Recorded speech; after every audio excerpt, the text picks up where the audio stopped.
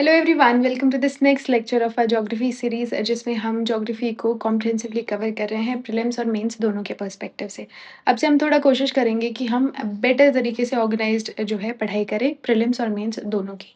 ठीक है, तो आज का हमारा जो टॉपिक है वो अर्थक्वेक है। हम कोशिश करेंगे हमारा टॉपिक ज़्यादा स्कैटर्ड ना रहे, चीज़ें बहुत ईजी रहें, easy to read and easy to understand, और एक ही लेक्चर में या फिर एक ही उसमें मॉड्यूल में हमारा सब कंप्लीट हो जाए। ठीक है, तो अर्थक्वेक को पढ़ते हैं। अर्थक्वेक को हिंदी में हम भूकंप बोलते हैं। अर्थ के अंदर जो स्टोर्ड एनर्जी है, अर्थ के अंदर जो स्टोर्ड एनर्जी है, उसके सडन रिलीज की वजह से होने वाली ग्राउंड की शेकिंग को हम अर्थक्वेक कहते हैं। ये एनर्जी सीस्मिक वेव्स के फॉर्म में हर डायरेक्शन में ट्रैवल करती है। सिंपल वर्ड्स में रॉक के ऊपर स्ट्रेस कंटिन्यूअसली बिल्डअप होता रहता है, और जब रॉक उस स्ट्रेस को टॉलरेट नहीं कर पाती तो रॉक जो है वो ब्रेक या स्लिप हो जाती है। इसी सडन स्लिप से अर्थक्वेक आता है, और ये प्रोसेस मोस्टली लिथोस्फेयर के अंदर होती है। Lithosphere is equals to crust plus upper mantle. ये देखा था ना हमने, लिथोस्फेयर क्या होते हैं? लिथोस्फेयर क्या होती है? Crust plus upper mental is lithosphere. ठीक है, अगर मैक्सिमम नेचुरल अर्थक्वेक की बात करें तो 0 से 200 किलोमीटर तक हमको देखने को मिलता है। ठीक है, इंपॉर्टेंट टर्म्स कुछ आती है यहाँ पे, जैसे सबसे पहले हमारे पास में फोकस आता है। ये क्या चीज़ होती है? तो अर्थ के अंदर वो एक्चुअल पॉइंट जहाँ ये अर्थक्वेक स्टार्ट होता है, जहाँ ये अर्थक्वेक स्टार्ट होता है उस पॉइंट को हम बोलते हैं फोकस, या दूसरा नाम है उसका हाइपोसेंटर। ठीक है, फिर आता है एपिसेंटर, जहाँ से ये एनर्जी रिलीज हुई, सबसे क्लोजेस्ट जो आपके अर्थ के सरफेस पे जहाँ पे टकराती है सीस्मिक वेव्स, उसको बोलते हैं एपिसेंटर। एपिसेंटर, और यहाँ पे इफेक्ट सबसे ज़्यादा फील होता है, यहाँ पे सबसे ज़्यादा शेकिंग फील होती है। ठीक है, तो this is the surface point, है ना, this is the surface point. फिर फॉल्ट क्या चीज़ होती है? फॉल्ट क्या चीज़ होती है? अर्थ क्रस्ट में फ्रैक्चर्स होते हैं, क्रैक्स होते हैं, है ना? जहाँ रॉक एक दूसरे के रिलेटिव रिलेटिव जो है मूव करते हैं, अर्थक्वेक मोस्टली फॉल्ट्स के अलोंग अकर करते हैं। तो ये फॉल्ट्स हैं जहाँ पे जैसे दो प्लेट्स हैं वो मूव कर रही हैं, this this area is known as fault. ठीक है, this area is known as a fault. फिर एक और वर्ड आता है which is a foreshocks. ये क्या चीज़ होता है ना? फोर शॉक्स क्या होते हैं? मेन अर्थक्वेक से पहले आने वाले जो छोटे छोटे अर्थक्वेक्स होते हैं, है ना, उनको हम फोर शॉक्स बोलते हैं। ज़रूरी नहीं है हर अर्थक्वेक में आए, लेकिन होते हैं। हर अर्थक्वेक में नहीं होते। और मेन शॉक क्या होता है? जो लार्जेस्ट अर्थक्वेक होता है उसको मेन शॉक बोल देते हैं। आफ्टर शॉक क्या होता है? आफ्टर शॉक वो होता है जब मेन शॉक के बाद में स्मॉल अर्थक्वेक्स जो हैं वीक, मंथ्स या ईयर तक आ सकते हैं, इसको हम आफ्टर शॉक बोलते हैं। रीज़न ये होता है कि रॉक्स अपनी नई पोजिशन में अभी भी एडजस्ट कर रहे हैं। ठीक है, ये सब हमको देखने को मिलता है। सीस्मिक वेव्स क्या होती हैं? जो एनर्जी वेव्स होती हैं उन्हीं को हम सीस्मिक वेव्स कह देते हैं। ठीक है, ये अलग अलग टाइप की होती हैं, उनके बारे में भी हम पढ़ेंगे। मैग्नीट्यूड क्या होता है? एनर्जी कितनी रिलीज हुई है उसको हम मैग्नीट्यूड बोलते हैं, और ये रिचर स्केल से जो है मापा जाता है। रिचर स्केल से मैग्नीट्यूड मापा जाता है। इंटेंसिटी का क्या मतलब है कि कितना डैमेज हुआ है, कितना इफेक्ट हुआ है ना, और इसको हम मर्सली स्केल से मापते हैं, है ना। इलास्टिक रिबाउंड का क्या मतलब होता है? स्ट्रेस एक्यूमुलेट हो जाता है तो रॉक जो है डिफॉर्म हो जाती है, इसी को इलास्टिक रिबाउंड कहते हैं। ठीक है, सडन रप्चर जो है एनर्जी रिलीज करता है, this process is known as elastic rebound. ठीक है, अब why earthquake occur? Why earthquake occur, है ना? इमेजिन दो ह्यूज रॉक्स ऑपोजिट डायरेक्शन में पुश कर रहे हैं एक दूसरे को। स्ट्रेस कंटिन्यूअसली जो है इंक्रीज हो रहा है, और एक टाइम के बाद में स्ट्रेस जो है वो ज्यादा हो जाता है, रॉक की स्ट्रेंथ से भी ज्यादा, है ना। तो क्या इसको ऐसे लिख सकते हैं? ऐसे लिख सकते हैं, stress is equals to more than a rock strength, more than a rock strength. ठीक है, तो रॉक जो है सडनली स्लिप कर जाता है और एनर्जी रिलीज होती है तो ग्राउंड शेक करता है, ये हमने ऑलरेडी समझ लिया है। इलास्टिक रिबाउंड थ्योरी को भी हमने समझ लिया है ना। चलिए आगे बढ़ते हैं, आगे बढ़ते हैं। अब हम कॉजेज ऑफ अर्थक्वेक के बारे में पढ़ेंगे। What are the different causes of earthquake? ठीक है, अर्थक्वेक के कॉजेज के को दो कैटेगरीज में डिवाइड किया जा सकता है। The one is the natural category, है ना। नेचुरल कैटेगरी में हमारे प्लेट टेक्टोनिक्स आते हैं। प्लेट टेक्टोनिक्स हमने अच्छे से पढ़ा है। अर्थ क्रस्ट डिफरेंट प्लेट्स में डिवाइडेड है, और प्लेट्स जो है वो कंटिन्यूअसली मूव करती रहती है, और मूवमेंट के टाइम जो है स्ट्रेस डेवलप होता है और स्ट्रेस रिलीज होता है तो अर्थक्वेक आता है। मोस्टली जो 90 टू 95% जो अर्थक्वेक हैं वो इसी वजह से होते हैं। ठीक है?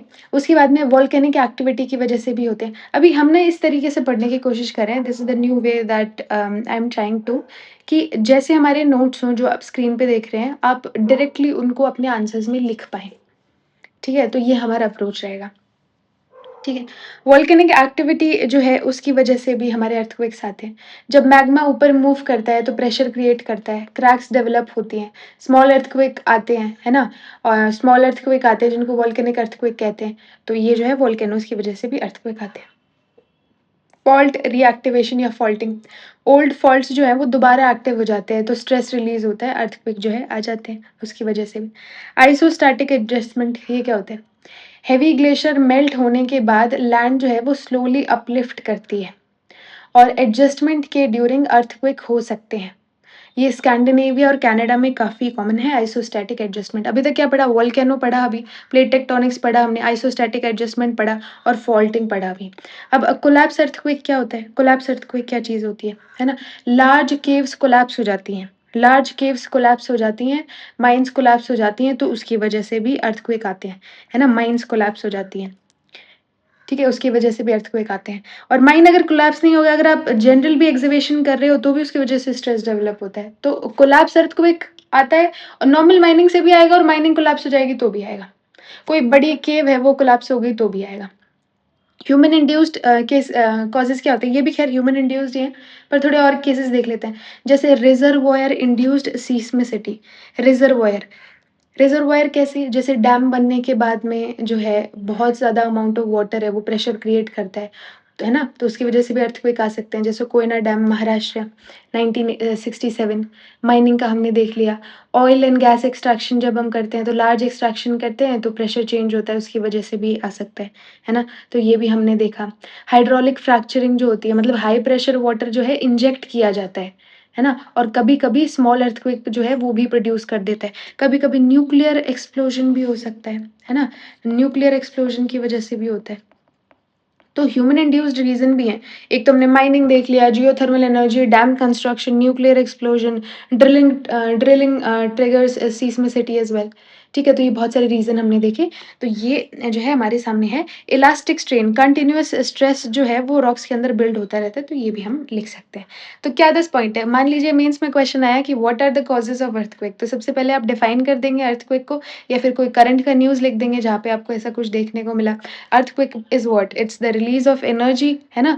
From the earth surface generally lithosphere up to the depth of 200 जो है मीटर, है ना? up to the depth of 200 metre kilometre and उसके बाद में कॉजेज़ में आप लिख सकते हैं कि प्लेट टेक्टोनिक्स है, वोल्केनोज़ है, कोलैप्स अर्थक्वेक है हमारे पास में, माइनिंग है, उसके अलावा इलास्टिक स्ट्रेन है, ह्यूमन इंड्यूस्ड काफ़ी रीज़न है, जैसे न्यूक्लियर एक्सप्लोजन हो गया, ड्रिलिंग हो गया, डैम कंस्ट्रक्शन हो गया, है ना? और उसके अलावा isostatic adjustment is also a reason, है ना? रिज़र्वॉयर्स वगैरह, न्यूक्लियर एक्सप्लोजन, ये सब चीज़ें आप लिख सकते हैं। 10 point are more than enough और आपका यहाँ पे एक आंसर कंप्लीट हो जाएगा, ठीक है? नेक्स्ट क्वेश्चन देखते हैं, what are the types of earthquake? Let's just talk about it, what are the types of earthquake? ठीक है? तो जो टेक्टोनिक प्लेट्स की वजह से आते हैं उनको टेक्टोनिक जो है अर्थक्वेक हम बोल देते हैं। वोल्केनिक अर्थक्वेक जो वोल्केनो की वजह से आते हैं। कोलैप्स अर्थक्वेक जो कोलैप्स होने की वजह से आते हैं, एक्सप्लोजन की वजह से आते हैं।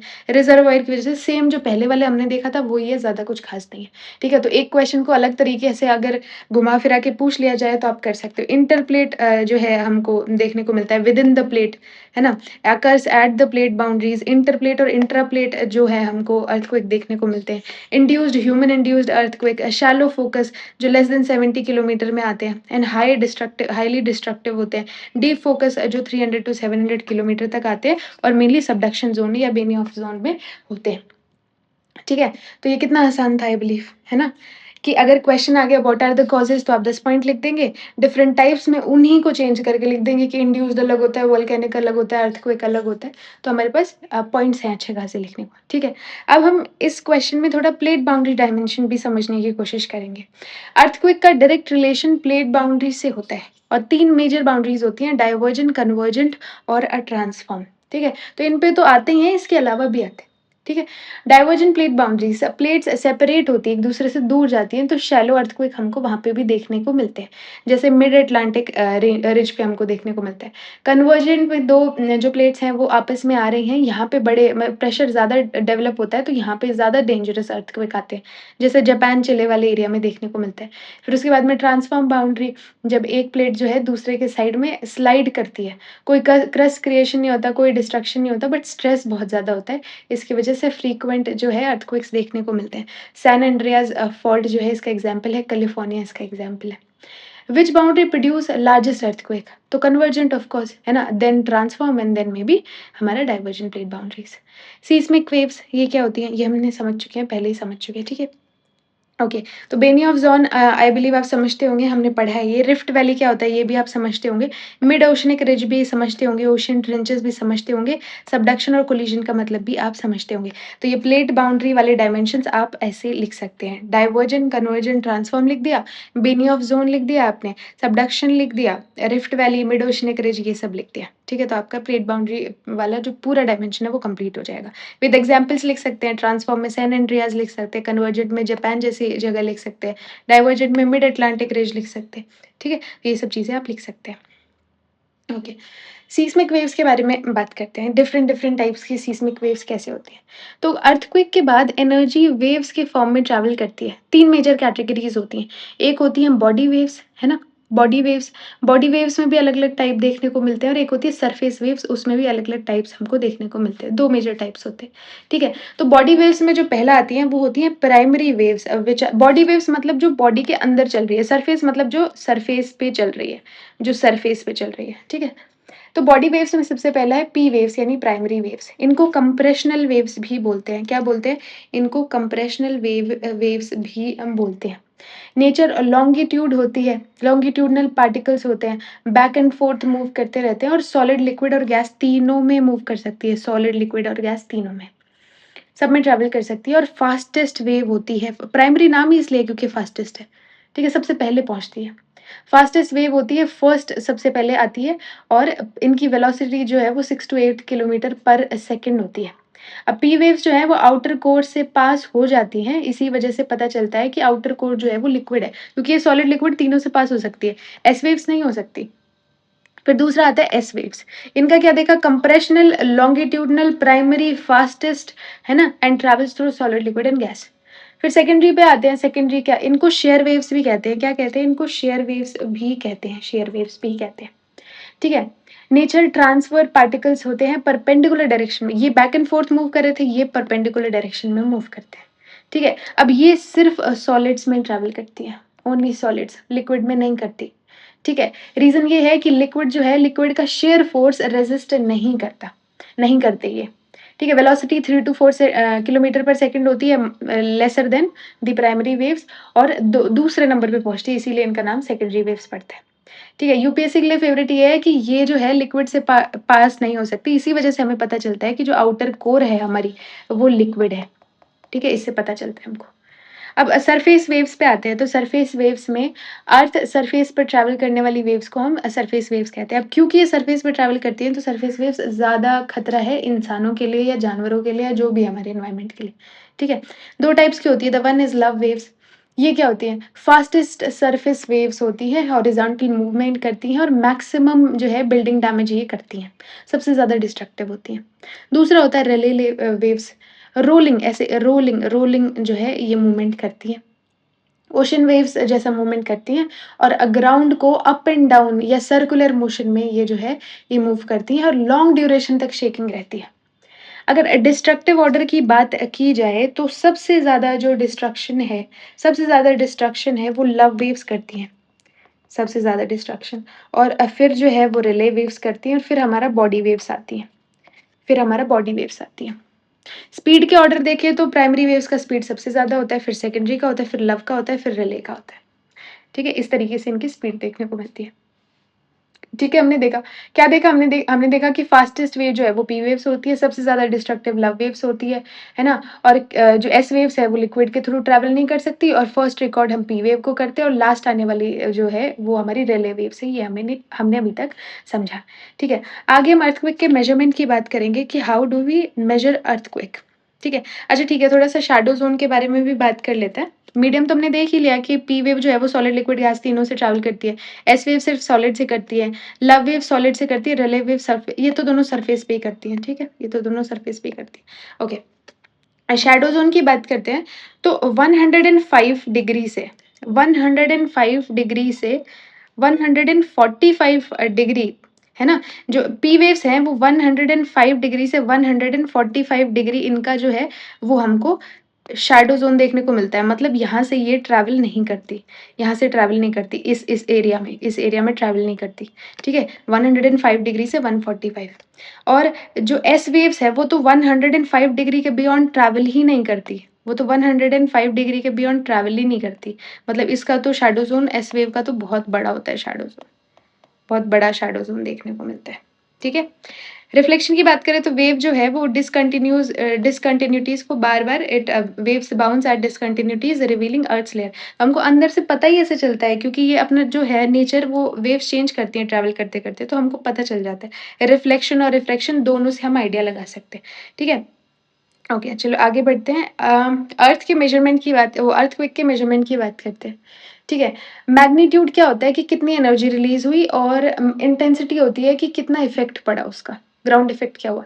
तो अर्थ के सोर्स से रिलीज़ हुई टोटल एनर्जी को मैग्नीट्यूड कहते हैं, और एक अर्थक्वेक की मैग्नीट्यूड सिर्फ़ एक होती है, ठीक है? चाहे आप दिल्ली में हो या टोक्यो में हो, मैग्नीट्यूड सेम रहेगी। रिचर स्केल से हम मैग्नीट्यूड मापते हैं, ठीक है? रिचर स्केल जो है वो चार्ल्स एफ रिचर ने 1935 में बनाया था, ठीक है? उसके बाद में अगर हम इंटेंसिटी की बात करें तो इंटेंसिटी को मापने के लिए हमारे पास में मर्सिली स्केल आता है।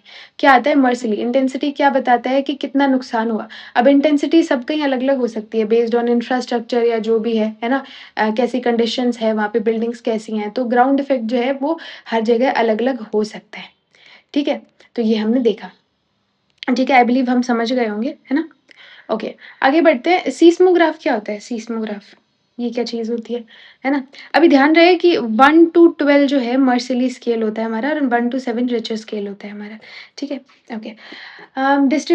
ओके, सीस्मोग्राफ के बारे में बात करते हैं। सीस्मोग्राफ अर्थ वाइब्रेशन को रिकॉर्ड करता है, और पेंडुलम या ड्रम या रिकॉर्डिंग नीडल जो है इसके पार्ट्स होते हैं, है ना? तो सीस्मोग्राफ बोलते हैं, और इससे जो आउटपुट निकला उसको सीस्मोग्राम बोलते हैं, ठीक है? जो ग्राफ बना उसको सीस्मोग्राम बोलते हैं। ओके, आगे बढ़ते हैं।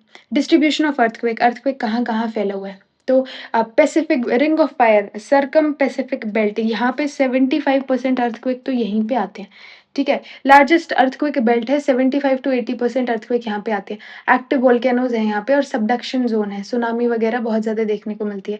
Japan, Indonesia, Philippines, Chile, Peru, Mexico जैसी कंट्रीज़ हमको देखने को मिलती हैं यहाँ पे। Why called ring of fire? Ring of fire इसलिए बोलते हैं क्योंकि पैसिफिक ओशन के अराउंड अर्थक्वेक प्लस वोल्केनोज़ एक रिंग जैसे पैटर्न में बने हुए हैं, इसलिए। अल्पाइन हिमालयन जो बेल्ट है वो भी देखने को मिलती है हमको। सेकंड लार्जेस्ट बेल्ट है, अप्रॉक्स 50% जो अर्थक्वेक है वो यहाँ से स्टार्ट होते हैं।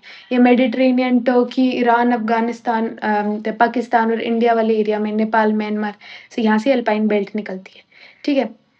ओके, फिर उसके बाद में हमारे पास मिड ओशनिक रिजेस भी देखने को मिलती है अटलांटिक ओशन में, डाइवर्जेंट प्लेट बाउंड्री है तो वहाँ पे ये देखने को मिलती है, यहाँ पे भी अर्थक्वेक जो है हमको मिलते हैं, ठीक है?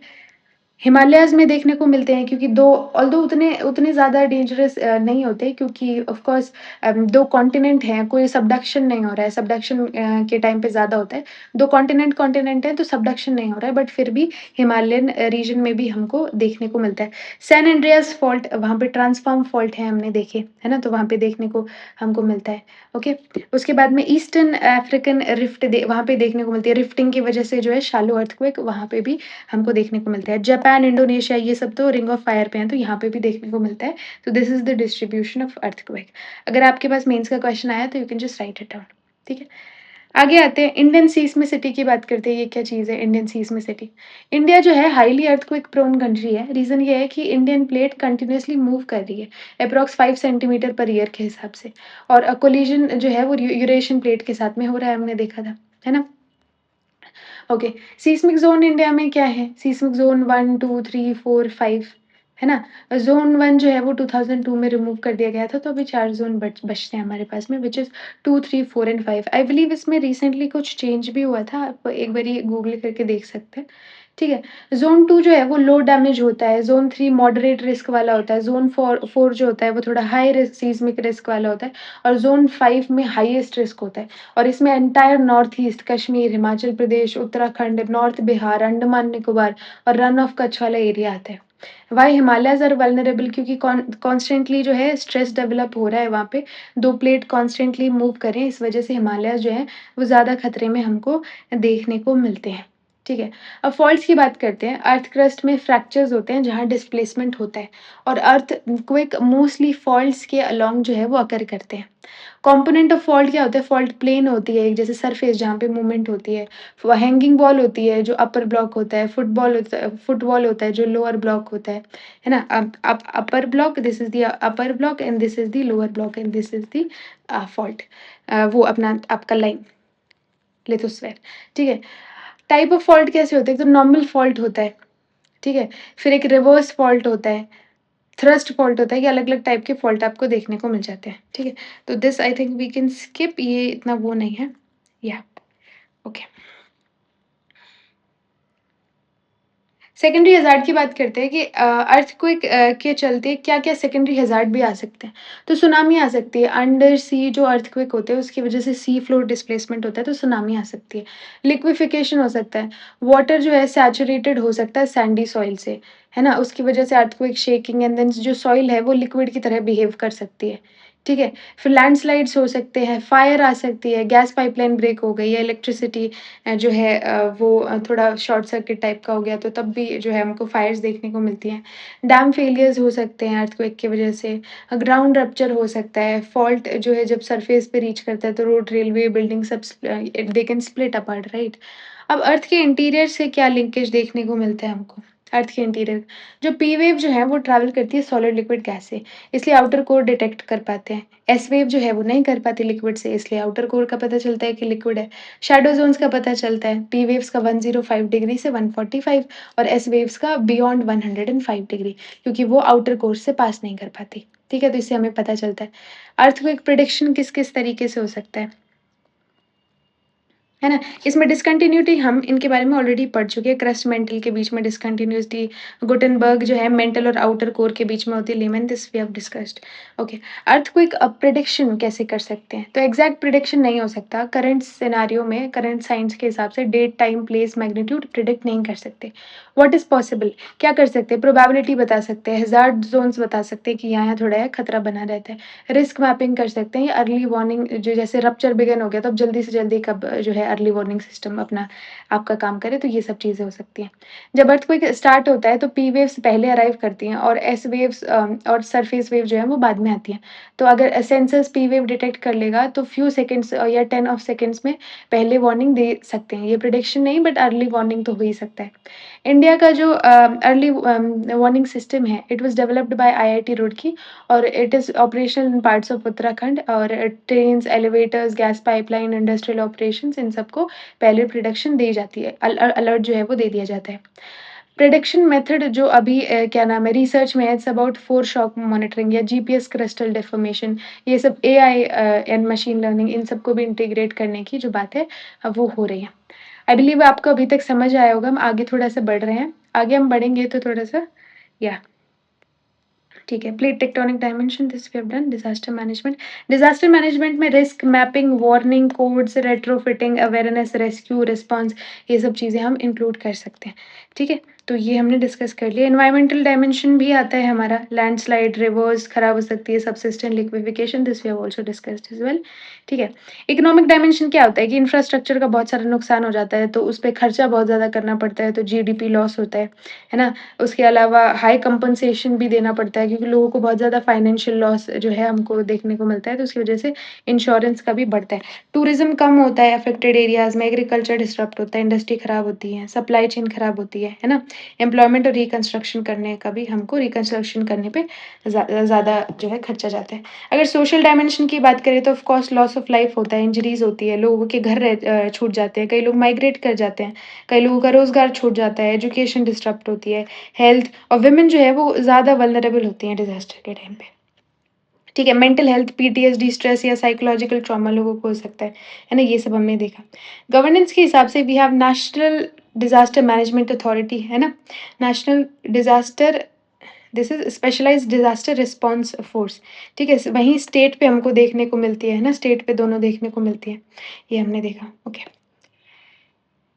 सो हम आजकल seismograph, GPS, इनसार, AI, remote, drone इन सब का भी साइंस एंड टेक्नोलॉजी का भी यूज़ कर रहे हैं in mitigating the effects of earthquake.